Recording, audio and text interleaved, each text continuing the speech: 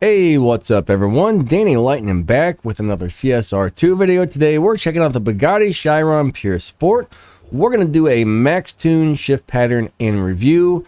And this car drives the same on stage 5 as it does stage 6. But we'll talk about how to tune it after we do the review at the end of this video. So first off, let's get into the tuning on this car for it being maxed out. And then we'll look at the stage 5 tuning a little later. All right, so we got the nitrous all the way to the right. We got 416 and 5.5. We got the final drive all the way down to 2.0, and we got the tire pressure at 8 psi. This tune will change once we go down to the stage 5 parts, okay? But it should drive exactly the same. So let's go do a test run, and we'll show you the shift pattern.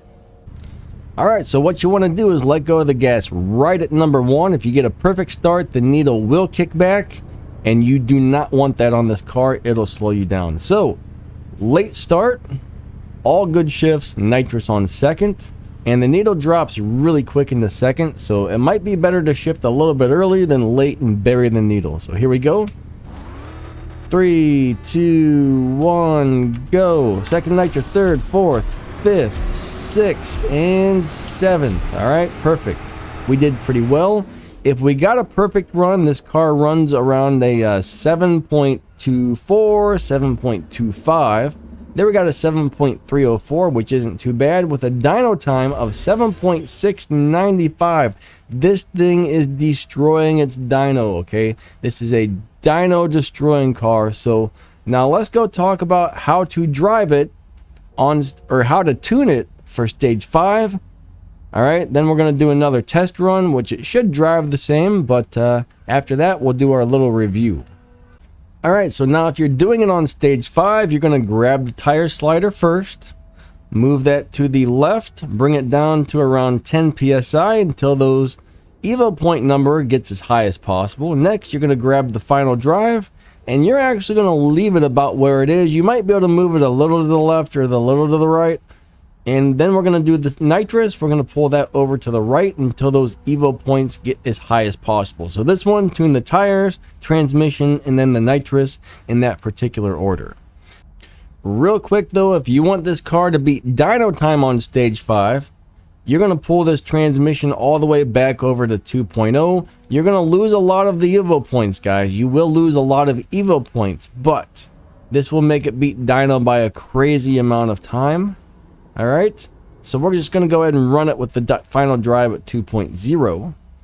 If you have it on the stock setting, which gives you much higher evo points, the car will not beat the dyno time. But if you do this, bam, gigantic dyno beating capabilities.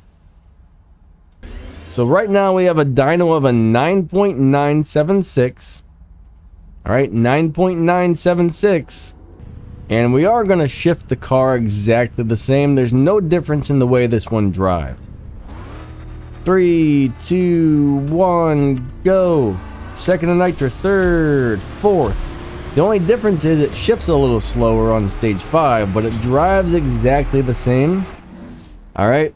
We're beating dyno by a crazy amount right now. We're beating dyno by a crazy amount. There we got a 9.176 with a dyno time of a 9.9. That's beating dyno by almost a full second, guys. All right. That's crazy. So let's go do a little bit of a review on this car now.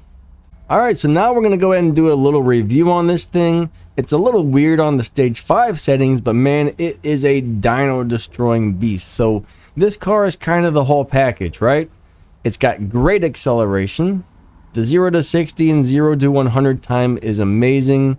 It's got good top speed. It's pretty fast. It beats dyno by a lot. I mean, this car is going to destroy people at live racing.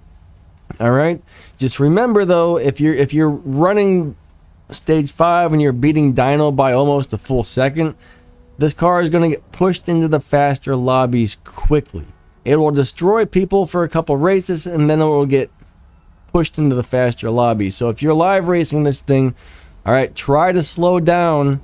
Don't beat anybody by more than you have to, because the more you beat the dyno time by, the quicker it's going to get pushed into a faster and faster lobby, and then the car is going to need reset. So if you drive it responsibly, all right, and slow down and don't beat dyno by the full second or whatever, you might get quite a few races out of this thing before your car gets pushed into the faster lobbies. But I mean, this car will beat Tempest.